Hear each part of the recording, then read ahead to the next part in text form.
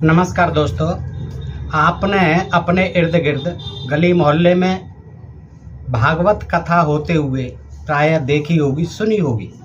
और दोस्तों, उसमें जो है आपने कृष्ण के बारे में ज़्यादातर बातें सुनी होंगी। कृष्ण जी के ऊपर ही ये श्रीमद् भागवत महापुराण जो है लिखे गए। और ये जो है दोस्तों, जब हम पढ़ते हैं तो इनमें वो कथाएं भी मिलती हैं जो ये कथावाचक कभी सुनाते नहीं हैं। और वो कथाएं बड़ी विचित्र होती हैं, बड़ी अटपटी चटपटी होती हैं दोस्तों, बड़ी अवैज्ञानिक और बड़ी काल्पनिक, कपोल कल्पित, मिथ्या, भ्रामक ऐसी कथाएं होती हैं, लेकिन उनको ये लोग नहीं सुनाते हैं। दोस्तों, आज मैं आपको जो है श्रीमद् भागवत महापुराण, देखिए ये जो है 2 खंड हैं, गीता प्रेस गोरखपुर के। ये प्रथम खंड है, देखिए श्रीमद् भागवत महापुराण, ये द्वितीय खंड है। देखिए दोस्तों, अब मैं जो है आपके सामने इन्हीं पुराणों में से कुछ जानकारी आपके सामने रखता हूँ, जो कि आप स्वयं देखेंगे कि देखिए हमारे इन पुराणकारों ने किस तरह से ये बेतुकी और बेसिर पैर की बातें लिखी हैं। आप स्वयं जानेंगे दोस्तों।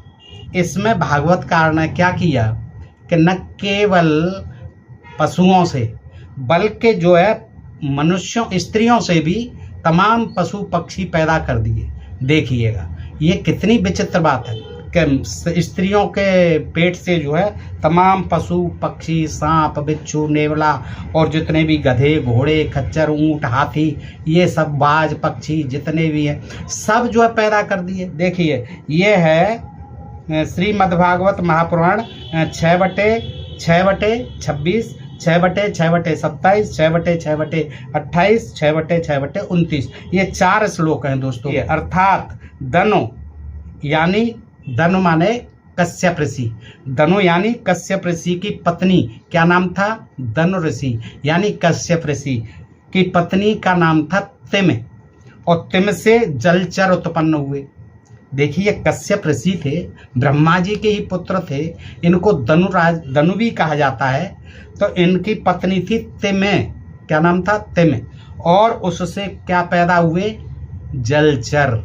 आप देखते हैं जलचर में तो आप जानते ही हैं, तमाम जो है कछुए हैं, ये मछली हैं और तमाम और अन्य जीव हैं, तमाम जो है सी हॉर्स है, पायला है, शंख है, तमाम जानवर हैं। अब मैं क्या क्या बताऊं। वह जलचर इससे पैदा हुए निम से। और देखिए सिंह, चीता आदि हिंसक पशु शर्मा के पुत्र थे। अब इनकी एक पत्नी और थी, उसका नाम क्या था? शर्मा। ये जो है पत्नी थी दूसरी। तो उससे क्या हुए? सिंह, चीता आदि हिंसक पशु, सिंह, चीता, बाघ और ये तमाम होते हैं जंगली जानवर हिंसक, ये पैदा हुए किससे? शर्मा से। शर्मा पत्नी थी। और सुरभि पत्नी थी। देखिए सुरभि से गाय पैदा हुई, भैंस पैदा हुई और अन्य 2 खुर फटे हुए खुर वाले पशु जन्मे। अब आप देखिए कि भैंस भी उसी माँ से पैदा हुई और गाय भी उसी माँ से पैदा हुई, और बकरी जैसे अन्य 2 फटे हुए खुर वाले अन्य जन्मे जो है पशु किससे जन्मे? सुरभि से। अब देखिए एक ही माता हुई ना, लेकिन गाय को तो माता कह देते हैं, भैंस को जो है बहुत अपवित्र माना जाता है, तो उसको पूज्य नहीं माना जाता, गाय को ही पूज्य माना, जबकि एक ही माँ की संतान है। और किससे पैदा हुई? कश्यप ऋषि की पत्नी सुरभि से। आज गिद्ध आदि ताम्रा, एक ताम्रा पत्नी थी, क्या नाम था? ताम्रा। उसकी संतान है कौन? बाज और गिद्ध। सांप, बिच्छू आदि जीव क्रोध वसा के बच्चे हैं। किसके बच्चे हैं? सांप, बिच्छू आदि जो हैं जहरीले कीड़े मकोड़े, ये उनकी पत्नी थी। किसकी? कश्यप ऋषि की। क्रोध वसा यानी वो क्रोध के वशीभूत रहती थी, क्रोध वसा हर समय क्रोध में रहती थी। तो उससे ये सांप, बिच्छू आदि पैदा हुए। इला से लताएं, जितनी आप लताएं देखते हैं, इला से पैदा हुई। पत्नी का नाम है इला। वृक्ष आदि, लता और वृक्ष आदि किससे हुए? इला से।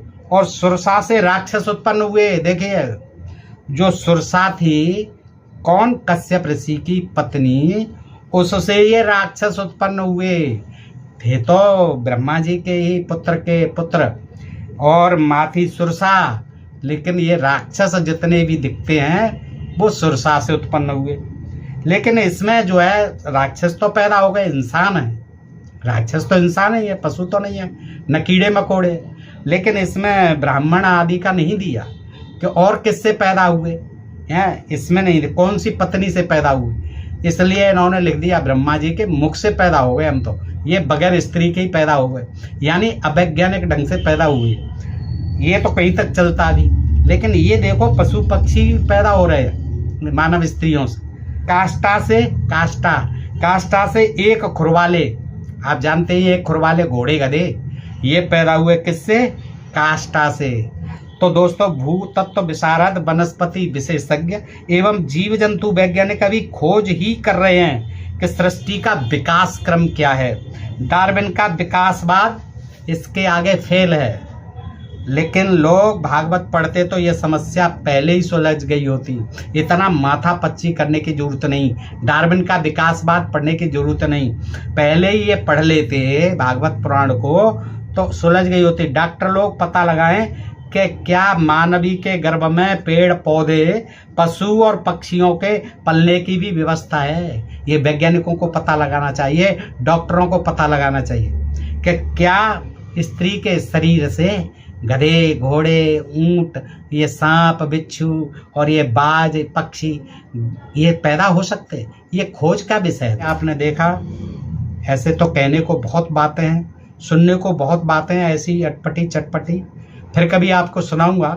लेकिन आज आप बताइए, वीडियो थोड़ा बड़ा हो जाता है, लेकिन दोस्तों आपको सम्यक जानकारी मिलती है और जो जानकारी आपको चाहिए वो मिलती है। इसलिए आप मेहरबानी करके आध से अंत तक वीडियो को पूरा देखा करें। जब भी आप फुर्सत में हुआ करें तब देखा करें दोस्तों, क्योंकि मैं भी मेहनत करता हूँ, तो इस मेहनत का कुछ सार्थक फल निकलना चाहिए। और वो फल ये होगा कि आप लोग देखें और समझें और इस तरह की कथा कहानियों से लोगों को सचेत करें, सावधान करें कि इन कथा कहानियों पर विश्वास करने से, सुनने से, पढ़ने से समाज का कोई हित आज नहीं होना है। क्योंकि ये वैज्ञानिक युग है और इसमें सब चीज़ का कोई न कोई कारण है, कर्म है, कोई न कोई कारण हर कर्म का। विज्ञान जो है ऐसे नहीं मान लेते। तो दोस्तों ये जानकारी अगर आपको अच्छी लगी हो तो दोस्तों को शेयर करें और अपने प्रिय चैनल ढोल में पोल को जिन मित्रों ने अभी तक सब्सक्राइब नहीं किया है प्लीज़ वो सब्सक्राइब कर लें, ताकि हम ऐसी ही जानकारी आपको लाते रहें आपके समक्ष और अवगत कराते रहें इन धर्मशास्त्रों के विषय में। तो दोस्तों फिर मिलते हैं ऐसी जानकारी के साथ अगले वीडियो में। तब तक आप सब मित्रों का हृदय से आभार, नमस्कार, जय हिंद, जय भारत दोस्तों।